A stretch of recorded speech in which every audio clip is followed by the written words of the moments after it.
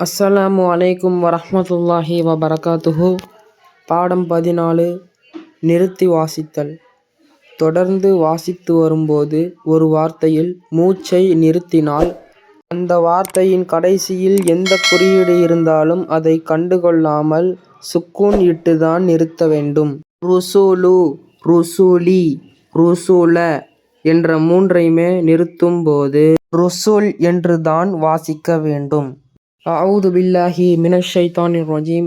பிஸ்மில்லாஹிர் ரஹ்மானிர் ரஹீம். லஹபின் என்று வாசிக்காமல் லஹப்.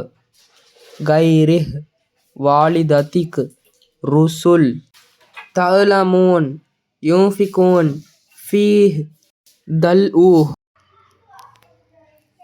ஃபனசி ஹாஃபில் அலீம் சாதிகீன் லில்லாஹ் ஷகூர் ஜௌஜான் உமூர் முல்க் கிஸ்த் பர்க் தீன். குறிப்பு: நிறுத்தும் வார்த்தையின் கடைசியில் அலிஃப் இருந்தால் நெடிலாகத்தான் நிறுத்த வேண்டும் என்பதை என்றும் நிறுத்தக்கூடாது, மன் என்றும் நிறுத்தக்கூடாது, மா என்றுதான் நிறுத்த வேண்டும்.